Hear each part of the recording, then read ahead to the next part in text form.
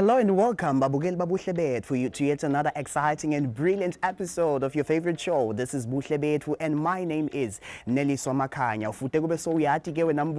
This is the show that brings you all the exclusive places in the kingdom of Eswatini that you can visit, and of course suggest to your friends, to your family, to people outside of the country that might want to know was Eswatini vele yini inzawo mhlambe lenhle abangayivakashela noma bathi nabafike khona ibe representative of the beautiful kingdom and the beautiful people that we have right here in the kingdom of Eswatini. So that is why today we are here at Mandenga Lodge at Ezulwini. We want to see this place and find out what is it that they have to offer to us as members of the public. I can't wait. I know you also can't wait. Let's check it out.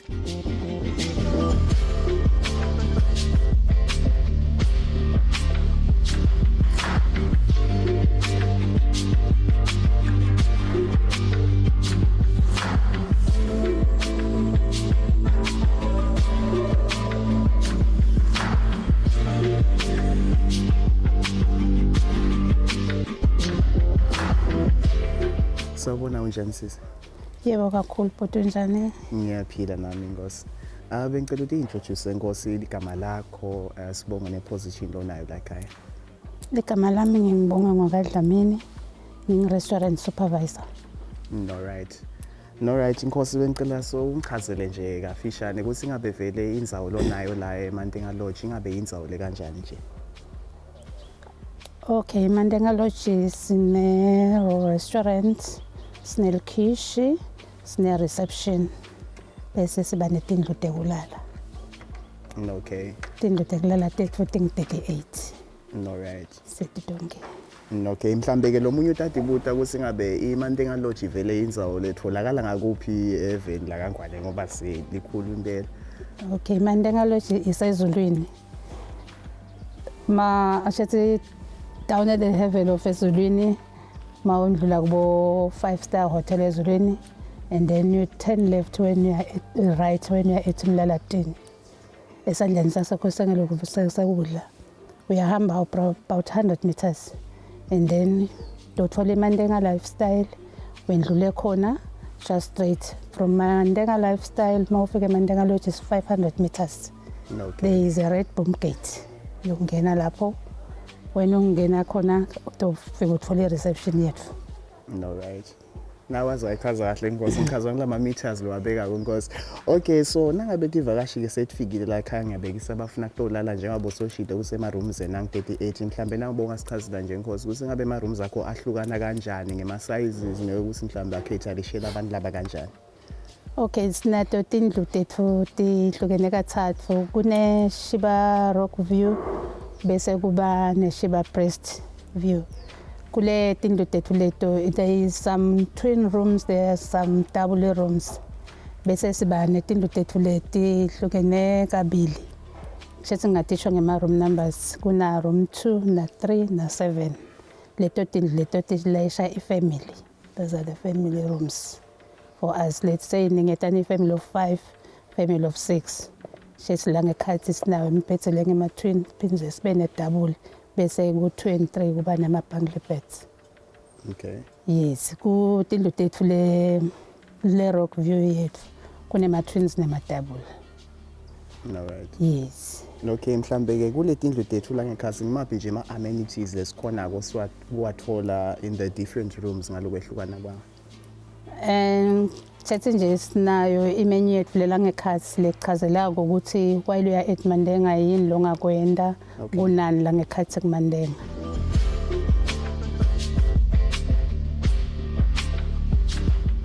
Babugel Babuhle Bethu, we are still at Mandenga Lodge, and right now I just want to take you on a quick room tour. So this place that I'm at right now, this is room 8 and 9. So this room can be used in 3 ways. That's what they've told me. The first thing, it can be used as a twin room, lilodvana, which means ningalala ning 2 separate beds, and it can also be used as a double room, which means you and your loved one, as a couple, you can be able to use the room, and also it can be used as a family room because this is 8-9. The rooms are joined to each other. That means nibadali ningalala, and then you can have your kids on the other side. Let's check out room 9. All right. So now this is what I'm talking about. You see, we've got these beds going on which can be used as twin, ulale ngala munye, lo munye alale ngale, or they can make an arrangement whereby it's just a couple. Uyalala nemuntu wakho, mhlambe it's a couple or things like that. So they've got this beautiful amenities here. Talk about, just look at this artistic thing that I've done here on this desk. So you have your desk here which can be used as your working station, and it's not just this. Look at the plugs. Says Figegu, first world. Look at that. You have your USB ports right here. You've got your TV screen. There's good lighting. This is just amazing. And when you look at the artistic everything, the ambience, look at all that. You can just tell that this is exclusive to Eswatini. All right, let's see what do they have in their bathroom. All right, so here, shower. It's very nice. Shower lapa. And it looks so clean. It looks so clean. It looks so neat. It's beautiful. And not just that, it also smells good. I'm telling you, it also smells good. So this is the sink here where you can wash your hands. Let's see if it's working. Aha. All right, let's move. So now this is room 9. Now we're going to move to the other room. So this is what I meant. The other room is just here. Maybe if you have your kids, so you can be this side as parents, and then you can be able to just cross over to check on the kids as to what are they up to. So this room is also the same as the other. So it also has the double beds here. And then, yeah, it looks the same, but it's very beautiful. It's very beautiful. I love the cleanliness. I love the neatness. I love the smell of the room. So amazing. So this is some of the amenities that they have in the rooms, whereby you have your own electricity kettle, you have your own glasses, your own cups. It's just a coffee station, basically. And also, one thing to note, there is no smoking. Because as I said, the place smells so good. We don't want to ruin it now with that bad smell that comes from smoking. There are designated areas outside where you can take your smoke, take your puff.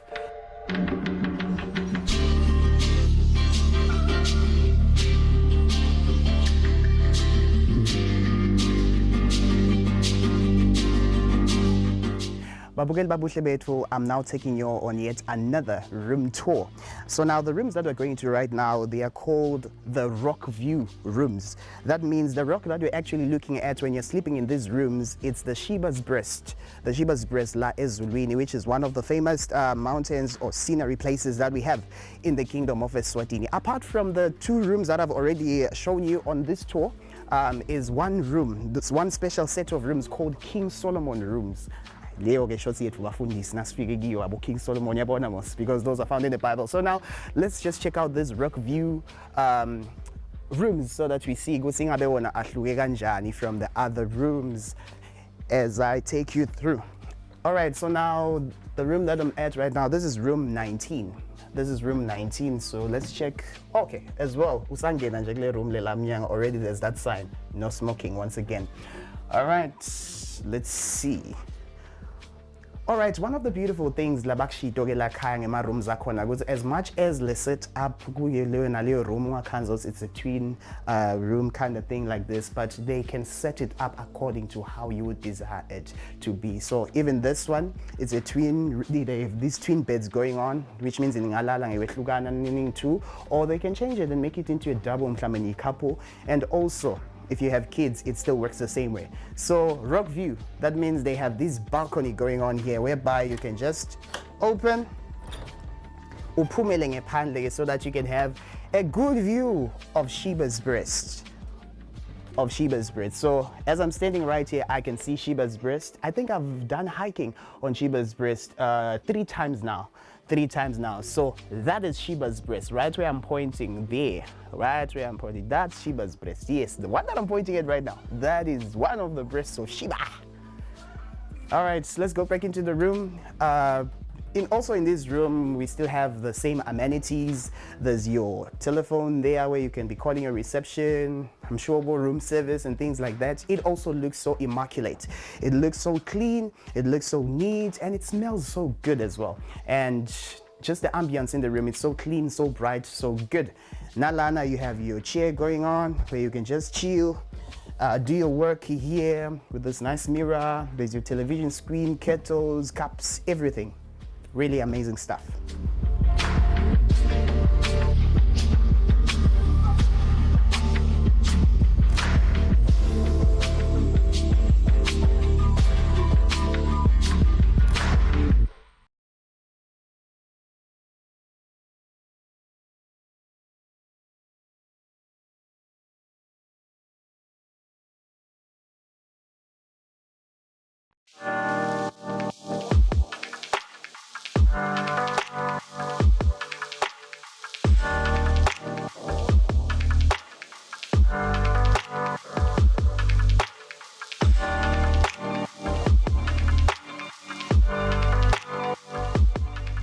i-restaurant ngisita kanjani khona ngila khaya imenu yethu ime kanjani e-kitchen? Okay, sesinawulela la khaya siyaprovide i-breakfast it's included kulokulala kwakho. Okay. Bese sesiba ne-lunch. I-breakfast yethu icala nga-6:30 until 10 a.m.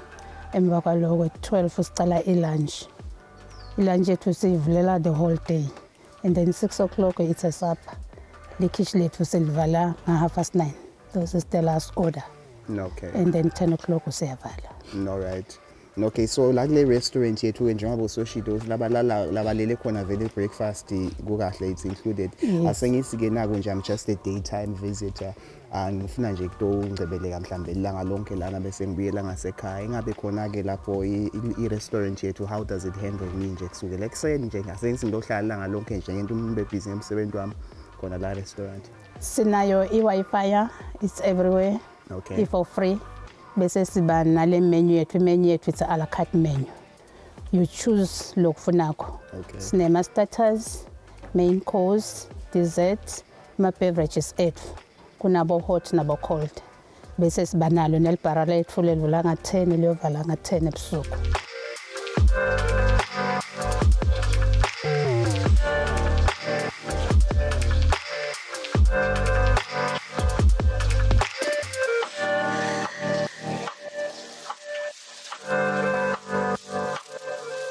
Ligama lami ngi-Chef Prince Wambole. Yes, ngisolo ngila sengisebenzele eMandenga for isikhathi lesithi kakhulu over 20 years now. Yes. So Mandenga khona nje Mandenga it's a restaurant and hotel lelatwa kakhulu laZulwini. Leli accommodate abantu abaningi kakhulu. And so sinema dishes ke Mandenga, sinema dishes nje sinema dishes la mastata. So like now udla babuwe uthi uba uthi sizuza kwa sinaqala ngalokulula konkhana kubuya lokusinzako. So is our salmon poke sithi sibita uthi salmon poke bowl. Ukuthi kuyabonakala nje sine salmon, sinema green beans, sine avocado, sine carrot, sine fresh lettuce, sine English cucumber. Cishe idish nje njengoba nibona nje lehlanganise lokunengi. Cishe le-rich nje kulelo hlangothi ihlanganise nje lokunengi. Yinhle kakhulu mhlambe kumuntu nalo longadla inyama nje lo vegetarian like la longasi vegan no vegetarian lokhona ukudla ifish. So yinhle kakhulu kuloko. Ihamba nana sauce imnanzi ngale sauce yayo because yonke idish iba ne sauce yayo, iba ne sauce yayo le ndalo ukuthi kube more sumptuous. Utokuva ukuthi it's mouth watering. So wena kutawudla nje kufuna kuthambe phimbo kuthambisa yonke into. Kule sauce lena ke yakhiwe nge-olive oil. Kune rice vinegar la khathi. Kune sesame oil. Kune honey la khathi la. Then bese sekuba nema chili flakes. So bese sekuba na garlic and ginger, but lo garlic and ginger into loyifaka nase weda sekathatha sahamba then so yakufaka la khathi siye sithi ke thina ngale language yethu uyifaka to go. Yes, labaningi cha bayithanda kakhulu njengoba thina si-accommodate abelungu labaningi labehlukene from different countries, bo ma-Germans, ma-French, ma-Dutch, donke leti veleto, South Africans. So ngilenye yema-dishes labafike bayithanda kakhulu nabakhona. Ngale ngine vegetarian dish. It's good for nayo ku vegetarian. Ngama veggies nje assorted veggies in it. Kuna mushrooms, kuna carrots, kuna anyanisi, green beans, baby marrow, ekat. And then This we call it a tortilla. Kulesinye isikhathi ke kuba kuwe ukuthi le mina ngayicela mhlambe ite salad akusiyo ukuthi kumbe lokhu ufake ama chips ukuthi sonke isikhathi itaba nema chips ungayicela nje uthi vele ngicela ite salad siyaba nayo sina lokuningi netinyama nje sinetinyama lehlukile la khaya etinyama lehlukile ngicabanga ukuthi nangayisho ngendiya kube ngcenye uyayicala beef but sinayo khona inyama lethiwa itomahawk inayita nje ita ivetele lithambo but la ngile steak lesi ita inale lithambo nayo nje ihlukile isikhathini esiningi vele siyiseva ke iyona siyiseva nge-mashed potato creamed mashed potato nayo uba nayo choice nawo customer ukuthi mina ngithanda ukuthi ite nema chips mina ngithanda ukuthi ite nema garlic potatoes because in terms of the dash sinalo kuningi dash sendiya ukuthi ama customer ethu abe nayo choice so nawe ungathandi lokho uyaphola lokho bo birthday bo baby shower siyakwenda konke lokho cishe onke nje ma events yakwaKhatalisha vele kuya nje kuya kubona ukuthi abo Christmas nema menu abantwana abakhona ukuthi na utene abantwana nako ma events nje hayi Khatalisha nje cishe ongana ma steaks nje sinawo bo T-bone steak ram steaks but ke ashiyana la masize ato letinyama la ma steaks lenyama letibofu kunalabo ram steak 300 we call it ramp aged 300 gram leyo then bese kuba nabo ramp 270 gram njengalena nje lesito yendanyalo ing 270 gram sisimbo sayo.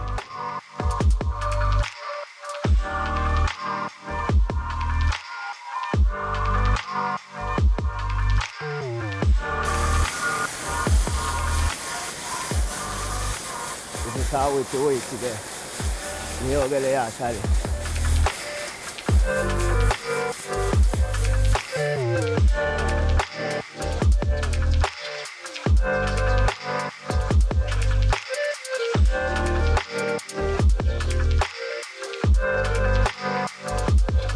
Ready to serve.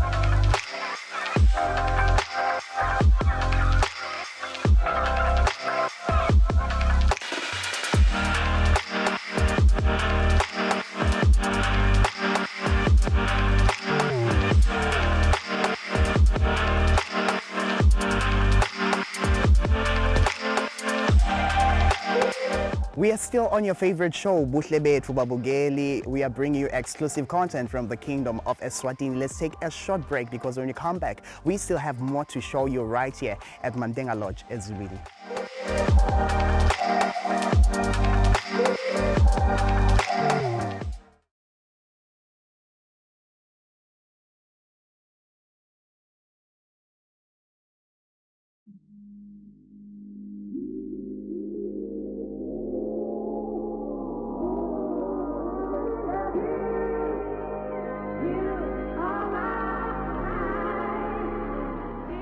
Ingabe khona ke ningimandenga niyayini baside kanjani abantu laba kanjalo abafuna wena imicimbi lenike nayi hosta before noma ke levumelekile ekhaya ukuthi singakhona kuyiletha Shethi sivima yonke thina imicimbi longafuna kuyenda shethi nje ngingayibala ebedlanzana i-baby shower i-birthday wedding konke lokho siyakwendela i-wedding yethu ke sine conference room also lekhona la ilayisha 50 webantu okay yes ungashadela kuyo noma ushadele egadini yethu kune-pool lesinayo lapha eNdasa. Ngicabanga ukuthi usahamba usavakasha utayibona le pool yethu.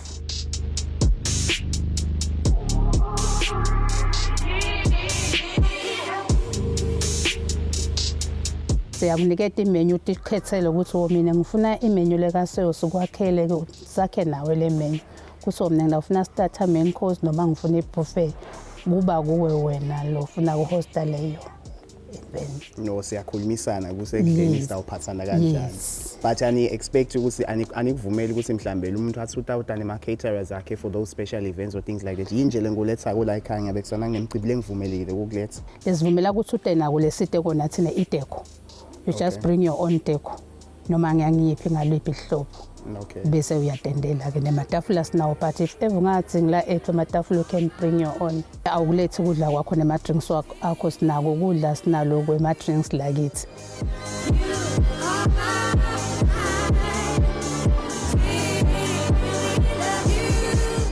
Igama lami Sithembiso Fawuke, ngisebenza lapha eMandenga as a barman. So yes, wenda banana liqueur cocktail.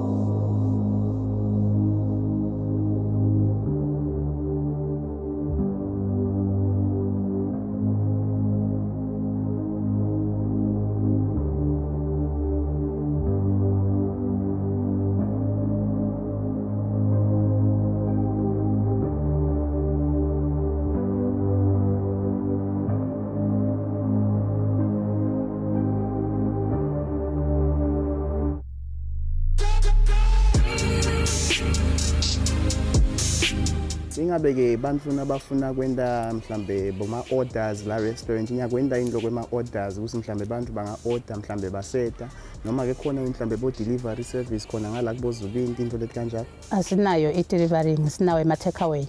Okay. Ungashaya nje from Babane anyway la ushaya khona uthi in 20 minutes ngicela ngingendeleni oxtail yami ngiyeda ngiloyithatha.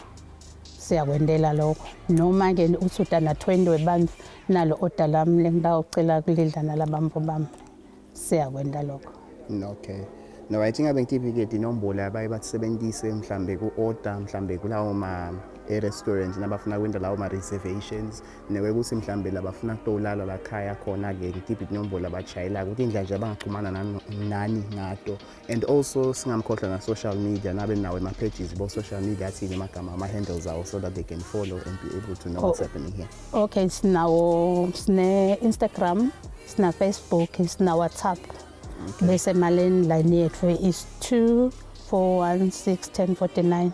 Yes. All right, so those are the only ways bangakhona ukuxhumana nani. Yes, sinalo 3 vele.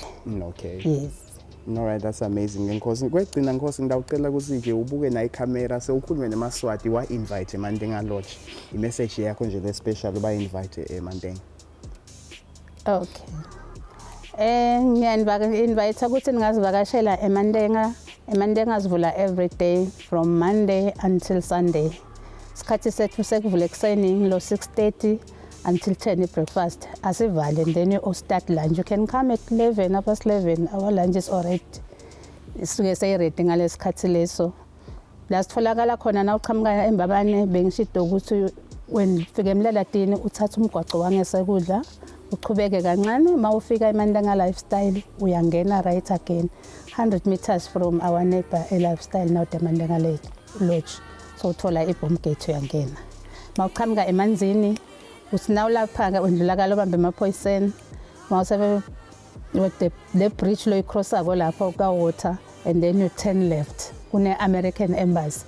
Mawuthi turn left the first stop junction lo mgwaco ufika ube siphambano lo bamba cultural and then wena so uyanyuka. Na unyuka kancane phinze uturn left so phinze wendlule eMandenga Lifestyle uyangena eMandenga Lodge. Ngiyethemba ke babukeli babuhle bethu nikuthokodele konke lebesinilethele kona ehlelweni lanamuhla. You will continue following us on all our social media platforms, particularly our YouTube channel, that is Eswatini TV YouTube channel. That is where you find our full episode. Just type Buhle Bethu or visit the video section. You will see our full episodes. You can also follow me on social media on Facebook, Neliswa WM Makanye with the blue tick. Let's text. Tell us about the beautiful places in the Kingdom of Eswatini. Until next week when we bring you more exclusive content. Goodbye.